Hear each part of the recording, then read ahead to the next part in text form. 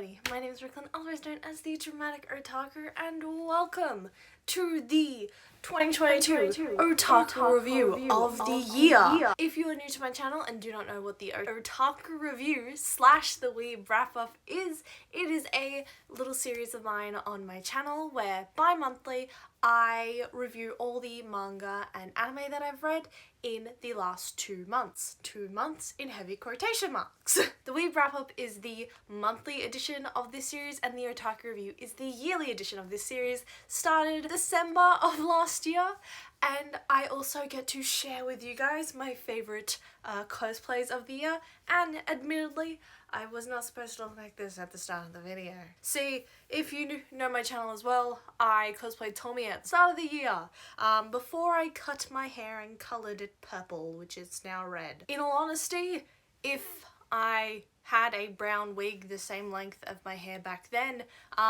I would be cosplaying Tomiya now, but I don't really want to do that with my hair short and red, so I'm dressed normally. But we do have 2 special guests, cosplays of mine, which are 2 of my favourite cosplays of the year, presenting the Otaku review to you guys this year. Now, I read a lot, shit tons of manga and anime this year.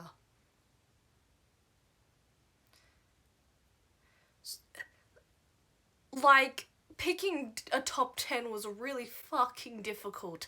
That many fucking anime and manga. Let's do a quick recap. Natsume's Book of Friends, Volume 1 through 3. Kaguya-sama Lover's War, Volume 20. Whisper Me a Love Song, Volume 1. Yakuza Lover, Inuyasha, Big Volume 1. Attack on Titan, Volume 2 and 3. Dekoboko Sugar Days. Go For It Nakamura. Revolutionary Girl Utena, the box set, and After the Revolution. Kaguya-sama Volume 21, Deserter, Idle Dreams, Sakura Hime, first 3 volumes of Given, Love Me Love Me Not, Volume 11, My Love Mix-Up, Volume 1, Yakuza Love, Volume 3, Volume 1 of Urusei Yatsura, Thigh High, Reira Hanamaru Academy, Demon Slayer, Season 2, Tale of Princess Kaguya, Totoro Lives Alone, Sleepy Princess in the Demon Castle, Fantasy Bishoujo Juriku Oji-san to The Dissolving Classroom, Cutie Honey Ogoro, That Blue Sky, Feel It, Attack on Titan, Season 4, Part 2, Bubble, Citrus, second big volume of Inuyasha, I Think Our Son Is Gay, Idle Dreams, Volumes 2 and 3.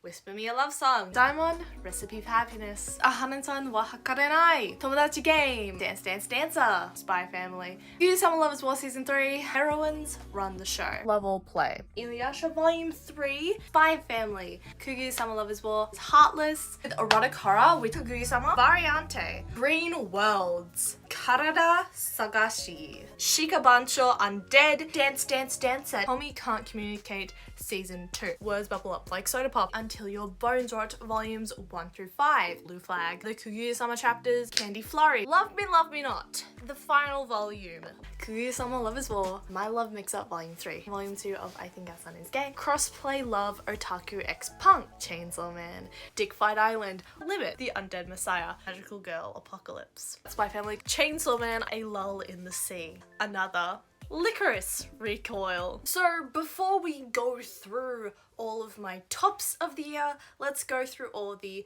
bottoms of the year. My dishonorable mentions for anime and manga for this year, starting with some anime, because I'm going manga first and then anime in terms of the actual review, but anime I watched a lot less of this year, but I had more opinions of.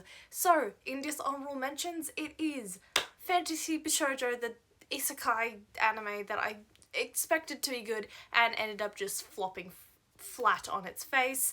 Bruh,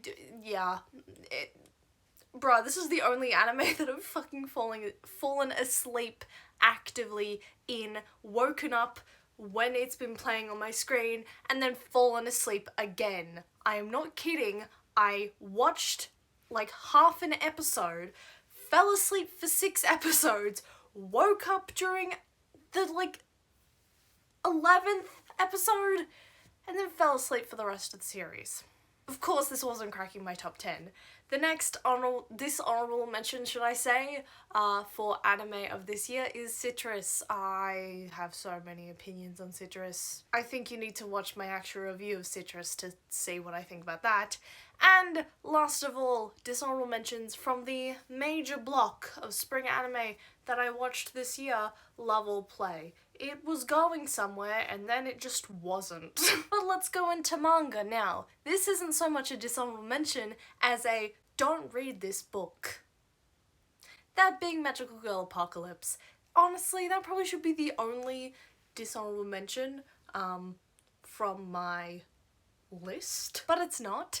Of course, I do actually have some dishonorable mentions that are light-hearted for manga of this year, starting with the brainless Green Worlds, as this is honestly the peak of manga you should read to have a laugh at, because oh my god, you have to read it brain dead. It is so fucking bad. It is good, but it's also not good because half of the manga is so fucking boring. But in terms of some more plain dishonorable mentions, we have Until Your Bones Rot, another horror series. I read a lot of horror this year, and Until Your Bones Rot just didn't really make it for me. It's got a premise, but it's a little too yes and meets I'm not going to tell you shit kinds of tropes in horror, and I hate both of those tropes. So yeah, it didn't really crack the top 10 clearly. And lastly, in terms of manga, is Sakura Hime. It's Sailor Moon meets Inuyasha meets the story of Princess Kaguya. It's not my shtick. So yeah, those are my dishonorable mentions, and it would be dishonorable of me to not mention the fact that there was anime this year that I was going to watch and then didn't watch, and those animes include Uzumaki, something I was very excited to watch this year that got delayed until 2023, unfortunately. Then was continuing the Fruits Basket series and watching Fruits Basket Prelude. You can blame Crunchyroll purposely for that, because Crunchyroll Expo I was going to watch Fruits Basket Prelude showing that they had there. And you all know what the fuck happened at Crunchyroll Expo, so that didn't end up happening. And then finally is Free the Final Stroke Part 1 and Part 2. I just can't find where to watch these, so I didn't end up watching them in 2022. But hopefully I can watch them in 2023. That being said, before we go into 2023, let's go into 2022 with my first of my special guests for the manga portion of this video, being the wonderful, the very stressed Kobeni. Over to you, Kobeni, for manga. Is it going? I'm good. Okay, and now for the top manga of the entire year. So we're gonna first go through the honorable mentions of all the manga that was read this year, as there was a very, very, very long list of manga, so it's very difficult to pick through which manga obviously is the best. Now, the dishonorable mentions you've been given clearly, but the honorable mentions that didn't quite crack the top 10 is, first of all, Inuyasha. The problem with Inuyasha is the fact that the big volumes are very difficult to collect if you are on a budget, and I'm not too fond of picking it up online. Thus, the Inuyasha volumes, while they are good, they are also incredibly difficult to get into, and I cannot collect them efficiently. Now, one of the inserts on this list does have the same problem, however I will give my reason as to why that one actually made the list and Inuyasha didn't. I do love Inuyasha as it is a cute romance series and a romance fantasy adventure at that, but Inuyasha just didn't crack the top 10 for me. Next, for honorable mentions, as there is three of them, is My Love Mix-Up. Now, I have had a lot of romance mangas in this year. I've had a lot of romance and slice of life anime this year, and My Love Mix-Up sort of just slotted into huge collection of manga and anime that I was watching. It did stand out at first, but then slowly fizzled out. So as much as I love My Love Mix-Up and want to continue the series, it didn't quite hit that top 10, this is the best of the best manga of the year. And then finally, an honorable mention that I probably should mention because I did actually like the 11th volume, but didn't like how it ended, was Love Me Love Me Not. Now, I've been very vocal about Love Me Love Me Not this year, specifically towards the start of the year, how I actually really liked the ending that I thought was supposed to be, which was volume 11, only to find out that it had another volume, which it really didn't need. So it didn't end up making that top 10 list. But that being said, let's get into the top 10, starting with number 10, Blue Flag. Blue Flag lands the top 10 spot as I really enjoyed binging the series in one big go. So there are two things that I really dislike about this manga. First off is that our protagonist, Taichi, gets with his friend he becomes an Ichinose, Toma. He ends up with Toma, when throughout the entire series it doesn't really branch out too much of Taichi being queer. It more so plays it off at the start and then goes into him having a relationship with Futaba. Them ending up together just came out of the blue flag for me. That wasn't a huge like of mine, though my gay heart, when I read that they were together, cried and died inside because it was so cute. Something else I also don't like is the way that they approached people being homophobic and taking on their views and having to subject queer people to that as well. Because having an open dialogue of that sort of thing in a manga that's supposed to represent queer people positively felt a little out of left field, because personally to me you couldn't tell if the author was like validating people's homophobia or if it was like discerning it, and it was kind of doing both at the same time, and that I am very iffy of. It also feels semi like it came out of nowhere, but also didn't at the same time. It like made sense and all. It's very complex, and just those were sort of the two things that I didn't like. There was just this big long chapter where they just had a conversation and dropped a conversation with one of the characters being like homophobic, but with the reason that they were homophobic, and you don't know what side other characters are on, and it's very confusing. And while in the story it is like, in real life it would be very confusing, it was just more confusing in the story, and I don't know if my sleep deprivation like added to that, but that's probably something that I dislike the most about Blue Flag, and I think there was a lot of hate towards it because of that as well, which is very valid.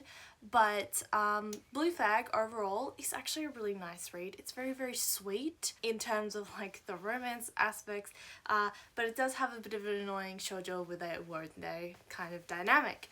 But I am a sucker for romances, and Blue Flag is honestly probably one of the biggest times that I had a lot of enjoyment and like real hype reading a manga. It's also completed, which made me really happy. A lot of the other manga that I have did not complete this year. This is one of the only completed entries on this list, and I do like it because it was genuinely one of the stories I was really into this year, and it kept me constantly wanting to read more, thus I binged it. That being said, let's go to number 9.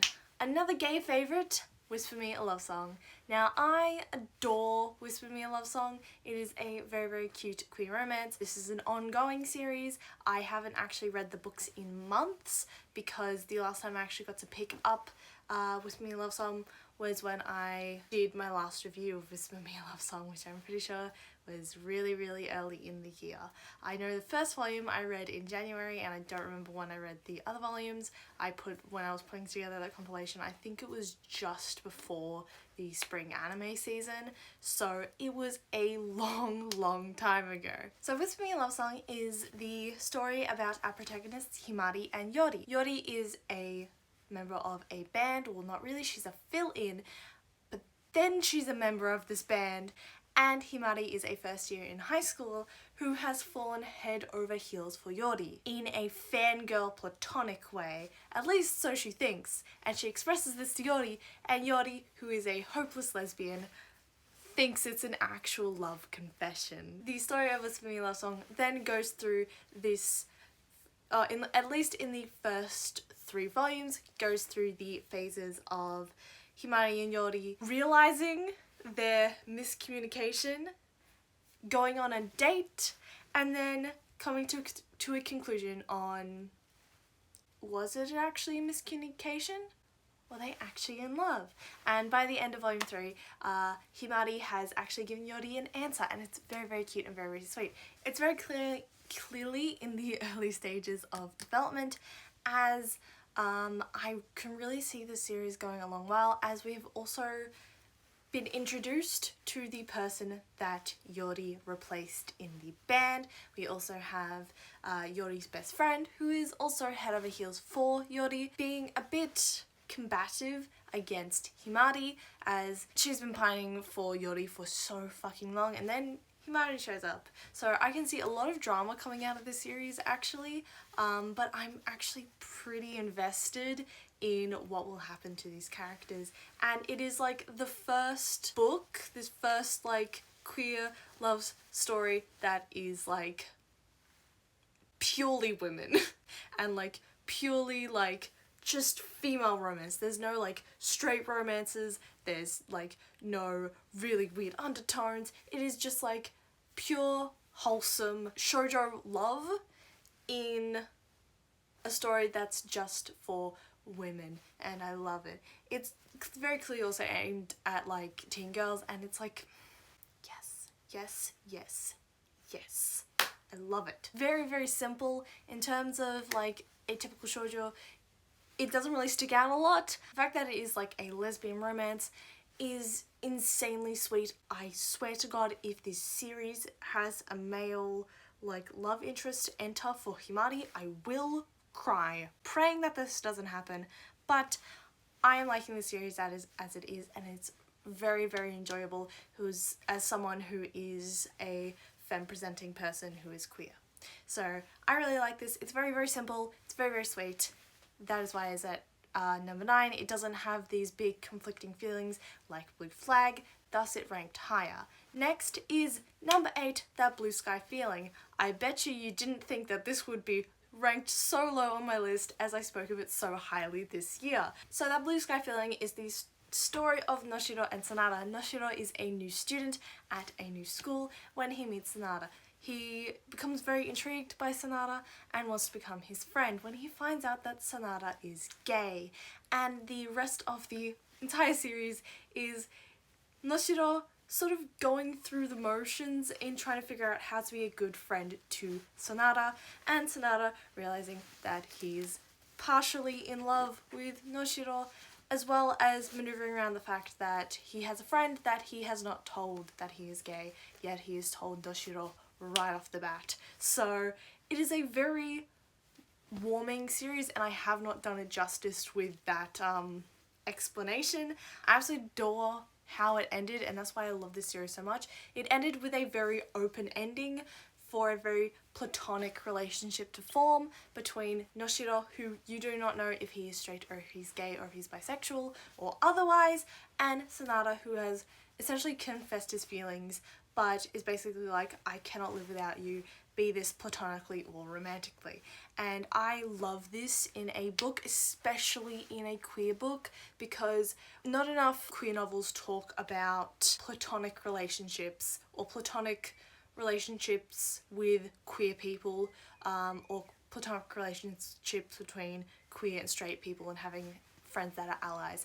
Not enough of that is in a lot of queer manga and anime, at least not to the level of that blue sky feeling. And I do like that there is like elements of romance in there. There are some things I do not like about that blue sky feeling, that being Sonata's ex and like the age gap between them, that I've never really liked.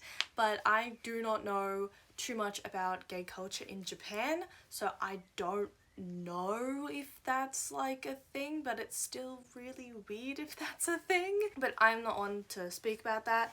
However, I do really like this novel series because of the ending, particularly and how they handled it. It is ranked so low because if it was any longer than 3 volumes, I would not have it on my list. And if it did not end the way that it did, it would not be on my list.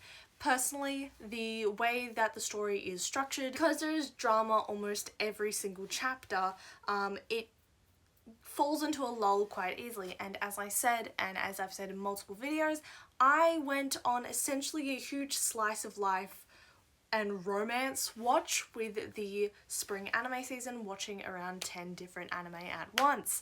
It was not fun for the slice of life series because I felt like I was being spoon-fed the exact same stuff over and over again. So with that experience and my relative rereadability of that blue sky feeling, I had to rank it at an 8. Whisper Me a Love Song only goes under because it's a little more of a light fluffy romance and a manga, so like it's a bit up in the air how it will turn out and how I'll feel about it. But that blue sky feeling ranks higher because it's got a definitive ending. It's that ending that I really love, and I think it's like a really good story concept of it being a slice of life in not a romance, and I really enjoy it. Or at least that's my takeaway from the book. Your takeaway could be completely different, but that is how I interpreted the Whisper Me a Love Song series. And that's why it gets put at 8. And the reason it gets put at 8 is because our number 7 is Chainsaw Man.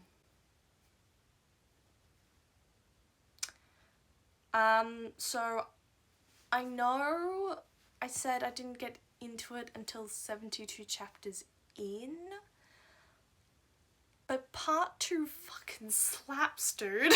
The reason why Chainsaw Man ranks at number 7 above that blue sky feeling is because it did end up gripping me in, and I am actually invested. The second part to the series, which I haven't actually talked about on my channel because I kind of want to let part 2 simmer for a bit more, but honestly my favourite character is Yoru, and I love how they've changed the main character into the side character, and they've not done it in the same way that Greenworlds fucking did it. Greenworlds did it where they completely removed the character for several long chapters, as in like 20 chapters, I would like to say.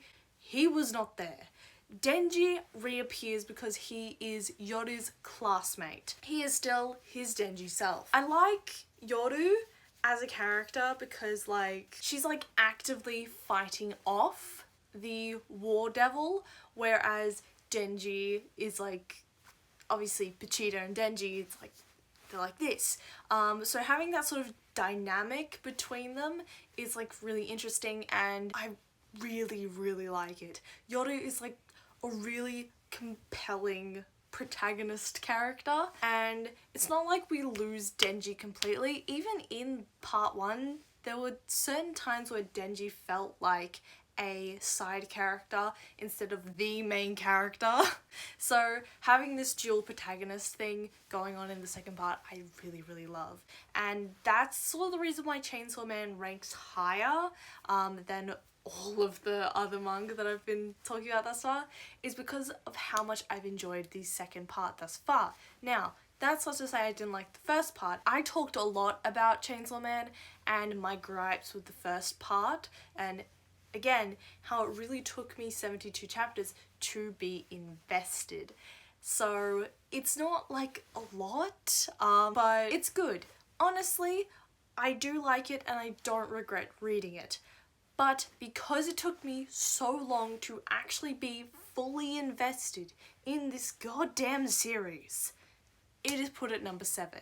I'm really enjoying it now, but I wasn't really enjoying it when I first got into it. Thus, it is placed at number 7. And the next one is in number 6, Thigh High. I love it because it's a really funny gimmick manga. I read this really early on in the year, and it's pretty much, as I said in that specific weeb wrap-up, it is a parody of shoujo manga and shoujo manga tropes, and like kind of making fun of like teen girl tropes in manga. I personally love it because it's really funny. It is a really funny read. Is it the best queer representation? No. But, and like, it's men in skirts. That was the reason I got into it, and then I read it, and it's just a really funny manga. I've only read volume 1, and I really want the rest of the series because it's just such like dumb fun. Thigh High is really dumb fun, and I really like it. It's not a BL to my knowledge, but it is really funny. It's a parody of shoujo with men instead of women as the like main characters, and I really like it for that reason. It's just dumb fun, and I absolutely love comedy series, and Thigh High is just that. It is a like really fun comedy series, and it is honestly the prettiest manga cover that I have, which is so fucking funny to me. It's got just like really nice detailed like art of cherry blossoms in the background, not to mention obviously men in skirts on the front, but like the pastel colors are so fucking aesthetic, and it's just weirdly really pretty. So Thigh High got placed at number 6 because honestly I am so excited to read it more when I get my hands on it. But the problem is I can't really get my hands on it because it costs a lot. The last time I bought Thigh High was at the very start of the year, and it actually got delayed, I believe, until like April-ish, and it had to be put into my April-May weeb wrap-up, or it just got added into the end of the March and February one. I'm not too sure, but it got delayed from being in January when I was supposed to get it when I got Revolutionary Girl Antenna and all of those books, to being like gone in like March and April. So I'm really worried that's gonna happen again with the volumes 2 and 3, so I'd rather just like get all of them at once. But yeah, from reading just one volume, and even my partner read the exact same volume when they heard about the manga. It was like, oh my god, this manga's so amazing. And then when I said I had it, it was like, I need to read it now. I need to read it now. They also agreed that it was really funny. So I'm honestly just a sucker for having a good laugh with manga, so Thigh High gets ranked at number 6. Now, I mentioned earlier, now that we are halfway through our list, in the honorable mentions, Inuyasha, and why I didn't add Inuyasha to the list. Well, the same problems I have with Inuyasha, I have with our next contender by the same author, Urusei Yatsura.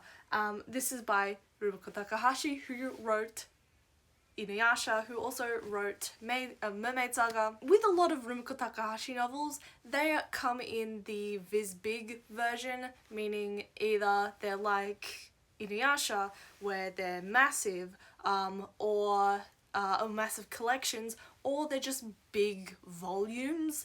And so you can see Urusei Yatsura is thinner than Inuyasha, but they're still compilations of, I believe this is two volumes, and Inuyasha is 3 volumes. And they distribute it like this, obviously, because like 23 volumes of Inuyasha, and there's like 18 volumes of Urusei Yatsura. Now, why did I put Urusei Yatsura over Inuyasha? Simple enough. I have a little bit of bias, and I put Urusei Yatsura here mainly because, first of all, I recently reread volume 1, and I read volume 2 because I got my hands on volume 2, and you can see here I've got volume 4. I just need volume 3, and then I can smash out 2 volumes. So Urusei Yatsura, I love so much. Like, it's really funny.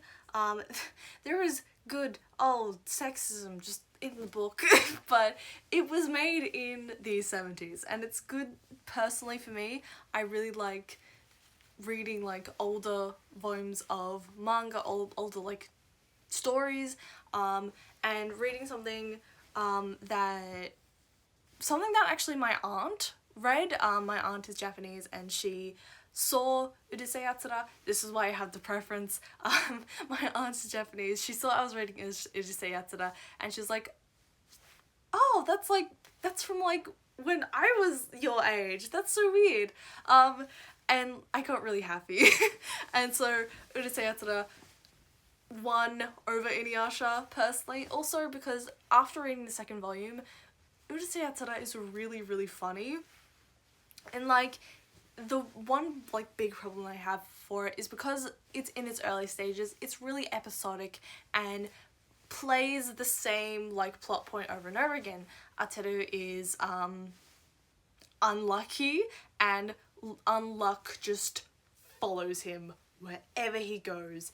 Dismay, despair, Ateru gets all of it. And Lum, the lovely Lum, just follows him around and causes some of this mayhem. And I love the introduction of some of the love rivals to Ateru for Lum, and even Shinobu as well. It's another one of those series where it's really good, just fun. Also because it's Rumiko Takahashi's like first works, it's really interesting to see the difference between Urusei Yatsura and Inuyasha and Maid Saga and all that. So I'm giving Urusei Yatsura the preference because of that, and because it is also a comedy series. Now, what is our top 4? Now, this is very divisive, but number 4 in terms of manga is Spy Family. Now, I know I might get a little bit of shit for putting Spy Family at number 4, as it is one of like the top comedy series at the moment, this being in anime and in manga. Now, the reason I put Spy Family so low is because I went through like this huge rush of reading all of Spy Family all at once, same as what I did with Blue Flag and Chainsaw Man. I did that with Spy Family. Now, I'm not going to explain the plot of Spy Family because it is so well known. Like, if you go to any convention this year, you have a sea of Anyas, and like, I'm sure at this point everyone knows something about Spy Family. Personally, I put it at this spot because I really, really was invested with it this year. However, the next 3 I was just more invested in, or was like more like positive feelings for. It was really difficult to decide my top 4, but Spy Family ended up at the bottom of the lot because of, again, a little bit of bias for the next 3. Also because I read it sort of all at once, and now it's slowly updating, so it's like really difficult to get into like reading it every week. Or every fortnight, because like I've got this and then Chainsaw Man, and then I'm starting a new manga over here, and I'm trying to start to get into Jujutsu Kaisen as well. So getting into Spy Family and reading it every week or every fortnight is getting increasingly more difficult. Though I do love the series to death, it is one of the mangas where I've like audibly laughed out loud to it, and that is a hard feat to do. I love my comedy manga, but actually laughing out loud to a manga is very, very difficult. It is much easier to do that to an anime than it is to a manga. I love Spy Family. I absolutely fucking adore Spy Family.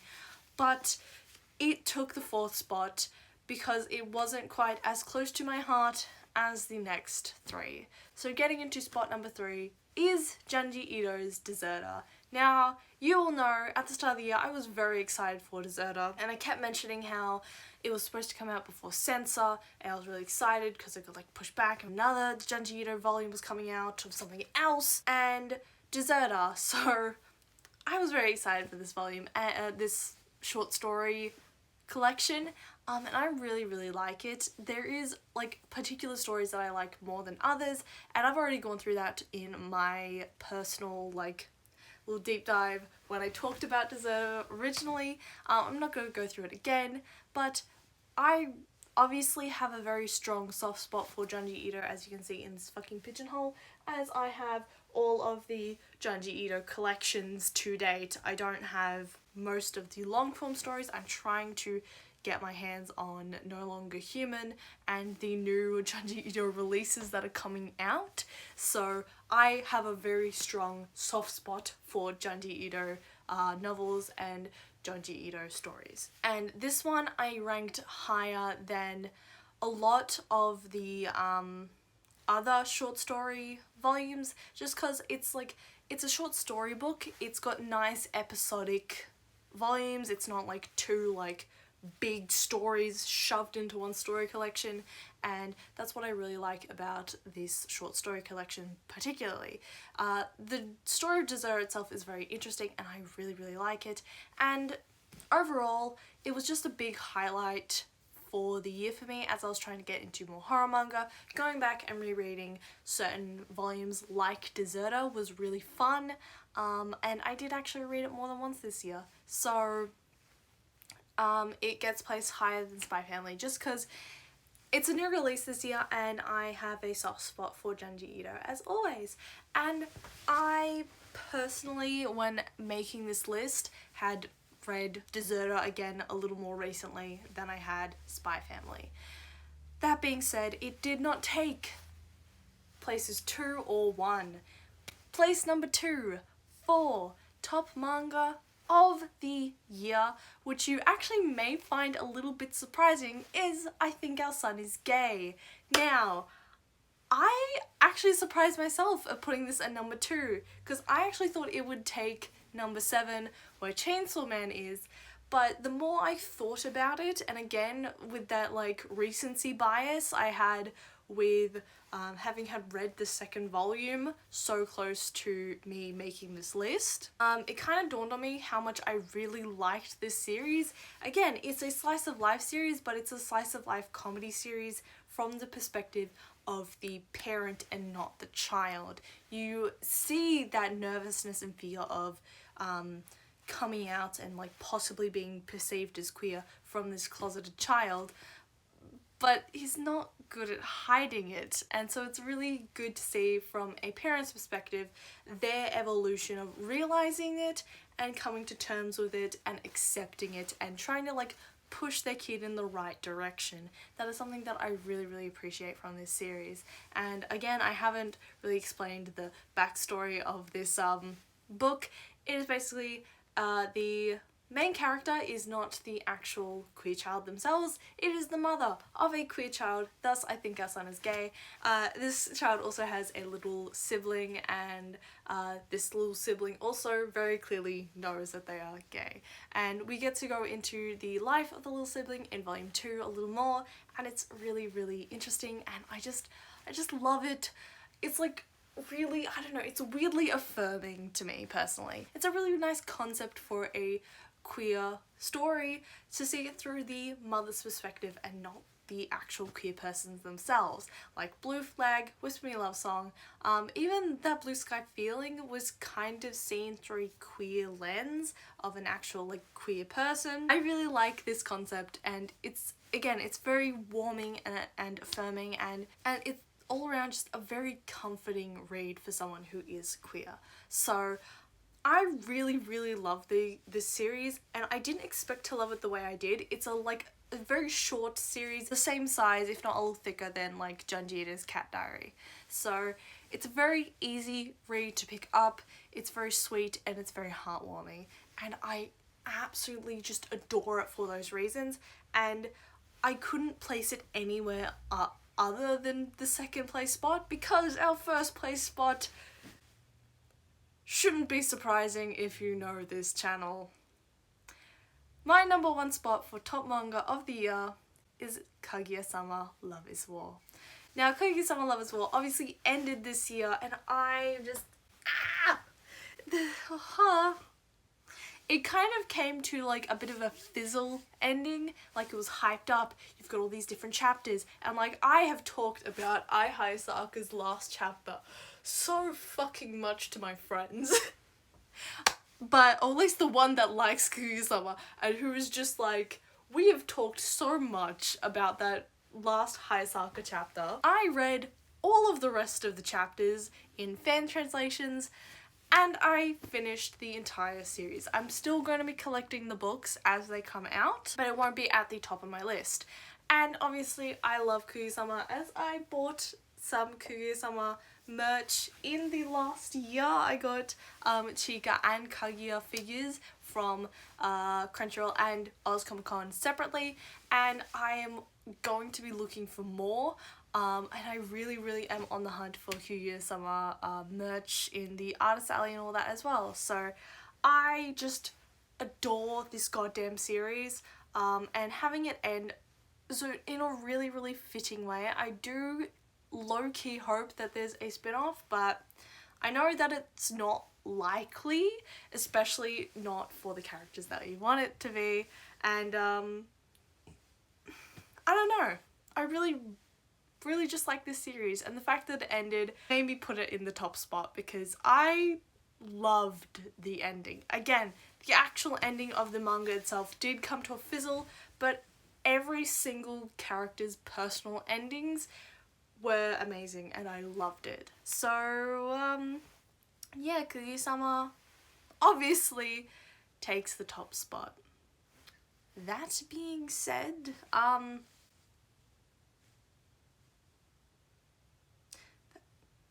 that's all I have to do, yeah?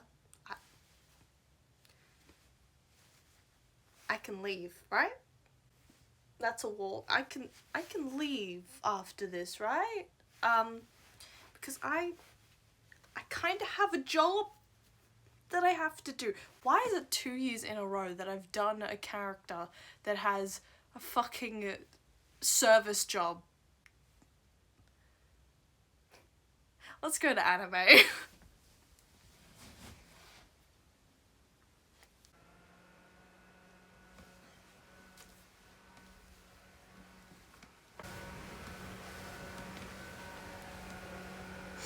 Smells like nothing. Is this close enough for you?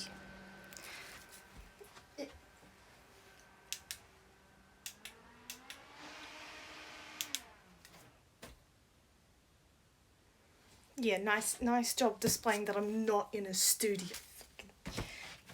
What's all this shit? I'm back, bitches, and I'm better than ever. Do I look different to you? Do I look different to you? I better. After that, whatever. After that event, I did some self-work. I look better. Got my mustache groomed. Don't ask where my buttons went. Don't look at them. Since I was the best cosplay of the year, I get to tell you about top anime. Don't know why they didn't get the bitch who's in an anime to do it, but I'm gonna be in a movie. I'm gonna be in a feature film. Feature film, I hope. This better not be a smash scenario. I better be in that. Anyway, I am going to be doing top anime of the year because the fucking Yoshi egg looking bitch told me to. So I'm doing it. And I'm having my re-debut, which I didn't mean to have. Don't look at the buttons. So going into top anime, we are going to start with the honourable mentions, starting with Licorice Recoil. Lycorious Recoil sounded like a better name, to be quite honest. I watched this in an English dub. It was good. I zoned out halfway through the series. It was a pretty good series for what it's worth, and a pretty good comedy series at that. Next on our honourable mentions list is Kotaro Lives Alone. a very nice slice of life series, it was a little bit too real for me to enjoy. And lastly on our honorable mentions list is the wonderful Bubble. I have already expressed my distaste for the quite stale spotlight? It's my moment. Plot line of Bubble. However, the visuals and the soundtrack make up for it. It's very good. But didn't make the top 10. So let's get into this. Top 10. Number 10, this should just be a top 11 because number 10 is a tie between Demon Slayer Season 2, might I add. Its running partner, Chainsaw Man. I have already, in the manga portions, given my gripes about Chainsaw Man. It lands in the top 10 spot because I am at that stage where I'm not enjoying the opening to Chainsaw Man. The animation is quite fluid and I really like it. It's got a lot of 3D elements in it, but I really like it. First of all, the thing I said with Chainsaw Man and Devilman having similar vibes, that also translates to the animation and the style that the anime is going for. It is very, very similar Devilman vibes to Chainsaw Man vibes.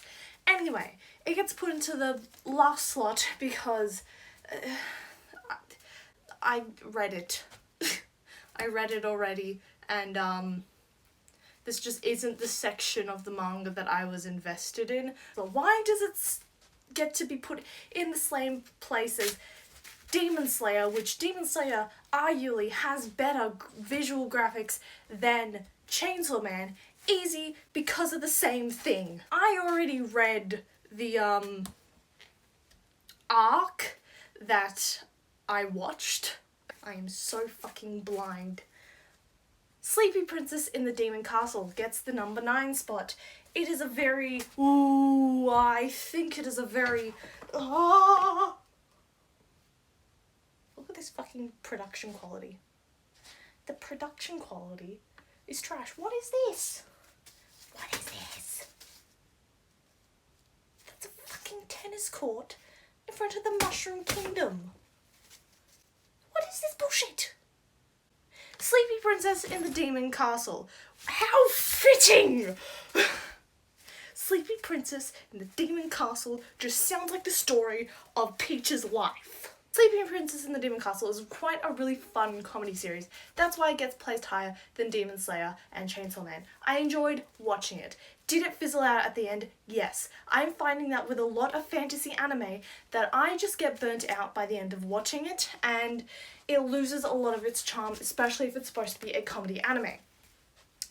Sleepy Princess in the Demon Castle, I watched between the Japanese and English dub. I was much more engaged by the English dub than the Japanese dub. The English dub does something that the Japanese dub doesn't. Obviously, that is the localizing anime works, as they do things differently. And I personally just like the English dub better. It's funnier, snappier, and I really enjoyed it. The last couple of episodes weren't my favourite, but I did enjoy the series nonetheless, and I enjoyed it more than I did Demon Slayer and Chainsaw Man, because at least with Sleepy Princess in the Demon Castle, I didn't know what was going to happen. Number 8 is actually interesting because I haven't talked about it yet, because it's going to be in the December Weeb wrap-up. Yes, I'm talking about a new thing, a new anime, though it's not really new. Artist Witch. Now, this is a short series on YouTube. It is completely on YouTube. It incorporates different musical artists. It is animated spectacularly, and I adore it. I binged the series within, I would like to say, 2 hours max. It is absolutely not a regular anime. It is a short story series, and I adore it, and I love the music. Probably you've heard the Moe Shop song that is in this anime before, with the girl dressed in Lolita just dancing around in a candy world. Yeah, if you've seen that, that is from Artist Witch. It is just a wonderful series. I cried at the end of it, and I've just been so captivated by the artistry of this series. Originally, my number 8 spot was Bubble, but unlike Bubble, I actually was very engaged with this short series. So, Artist Switch, you will hear my December weeb wrap up. I actually really liked it, so it cracked the top 10. Number 7, Another. So I really liked Another. By the end of it, is it a little bit cliche? Yes, however, it came out in 2012, meaning it was the start of the cliche, and pretty much having that context makes me rank it one of the highest of the year. Personally, I've been trying to get into, as I've said multiple times in the year, into more horror anime and manga, and Another was pretty much one of the only horror anime that I watched for the year. I like it because it's the only horror anime that I really watched this year. It's compelling. I did not like the first 6 episodes, but I kept pushing through, and I'm glad I did, because the ending of the entire anime is quite interesting. I'm glad I didn't get spoiled for how the story ends. It's really a series that keeps you wondering. However, I didn't like the gatekeeping thing it did at the beginning. That is a trope in horror that I fucking hate. Gatekeeping information when everyone's like, we should tell him. We probably should tell him. We're not going to. That is what I hate about this series, and what ranks it at number 7. Going into our number 6 spot is Aharen-san wa Hakarenai. I love this series. Now, unfortunately, this also had fizzle out syndrome, but that I partially add to the fact that I was watching so much slice of life anime in this goddamn year, especially in the month that it was simulcasting. As time progresses, I am certain that I will grow to think that the series is okay. It is a very cute series. I didn't really think it would go the romance route, but it did. Did I like the fact that it went the romance route? Not really. But that doesn't matter. It was still cute, and I love every single screenshot that I got from this series. Aharen-san as a character is super cute, and I love her, and in general it's just very nice. Number 5, now this actually might surprise everyone, but number 5 is Kaguya-sama Love is War. I know, shock horror, my favourite manga, the top number 1 manga, is number 5 in anime. Some reason is because I knew what was going to happen, and I wasn't actually too fond of how they did the kiss at the end. I love that they did the kiss at the end of the season. Wasn't too fond of how they did it, and didn't like certain ways they moved around chapters in the series. They do that obviously for every anime, but just did they have to do it in the finale of the season? But obviously I love Kaguya-sama Love is War.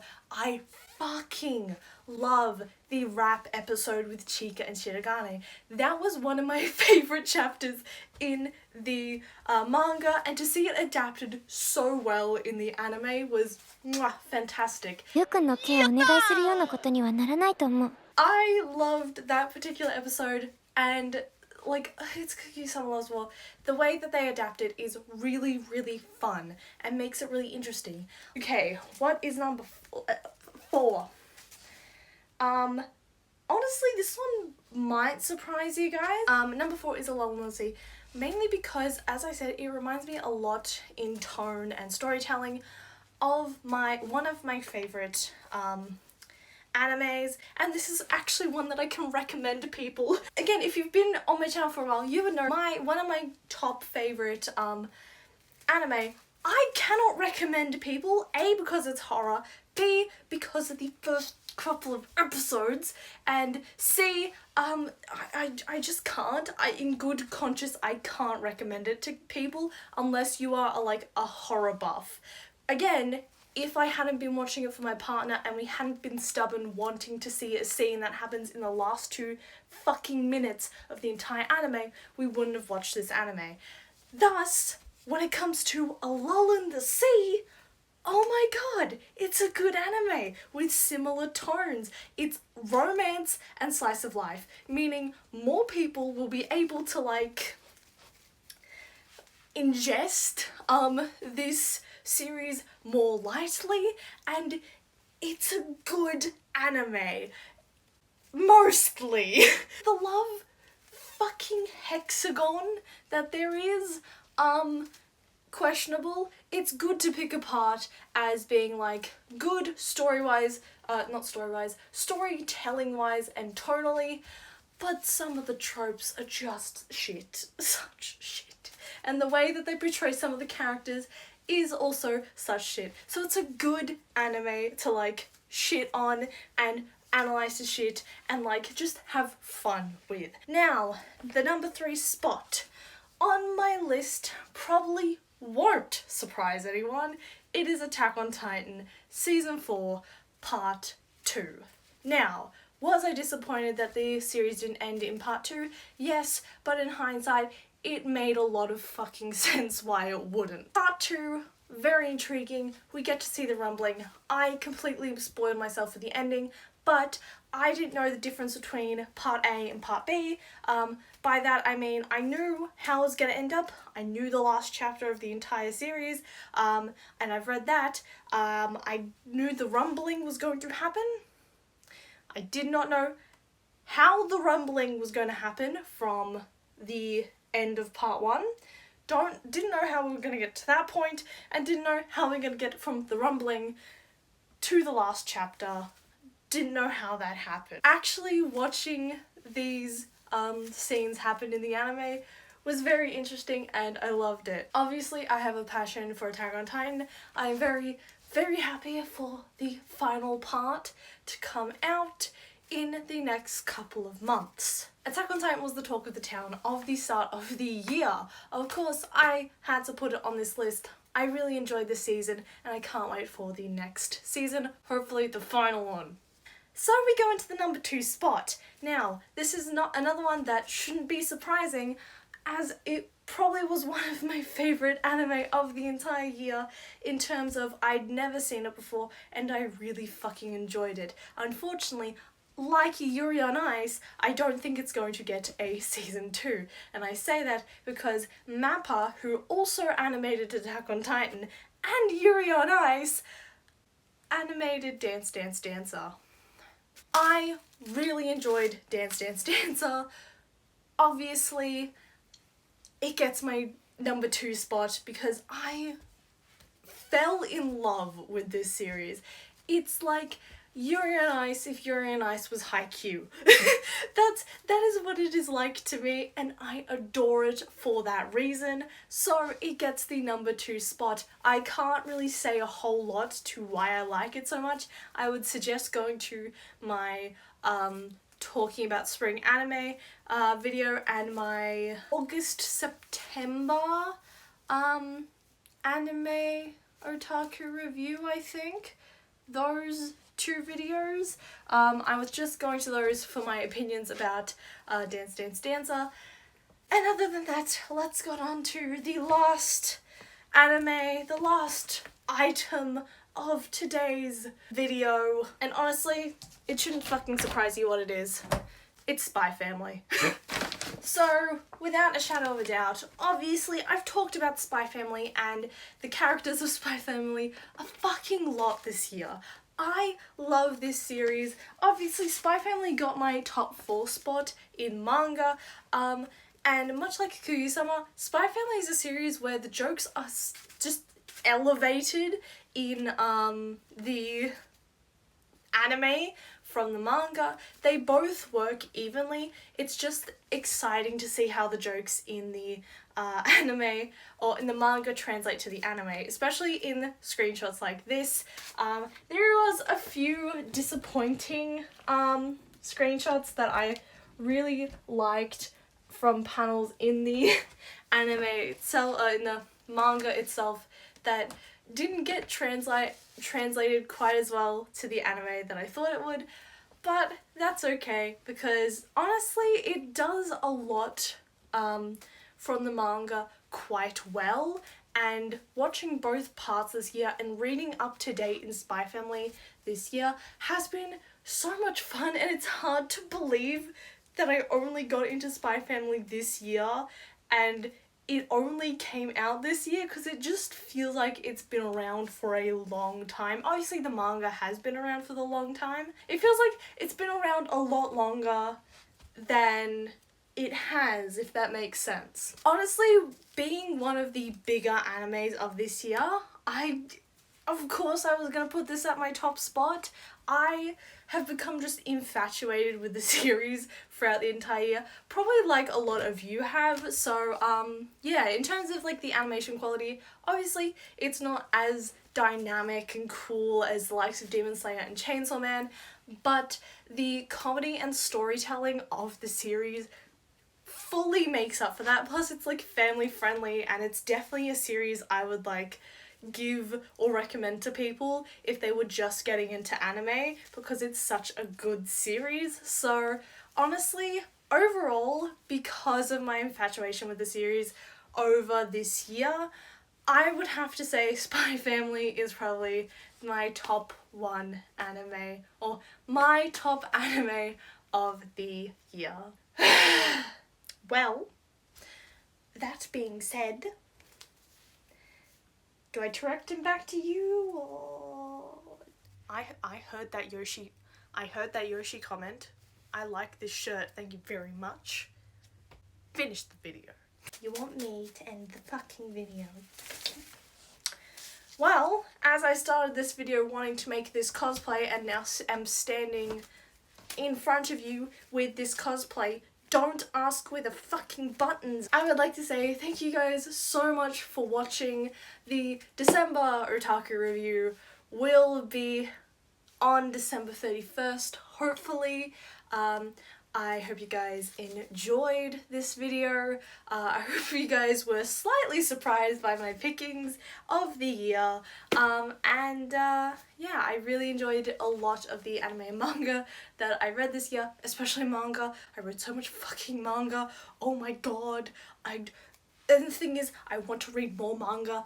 Anime, I like chilled for a bit. I had a couple months where I didn't watch anime because of the spring anime season. I'm not doing the same thing again next year. I have just fully decided I'm not doing that ever again, probably. So, yeah, thank you guys so much for watching. I hope you guys enjoyed this video. If you did, please put a big thumbs up on the video, and if you haven't already, please subscribe, as I make videos like this bi-monthly. Starting 2023, I will have a January-February video instead of a January video and then a February-March video, because oh my god, filming this and then the December Otaku review is really quite frustrating.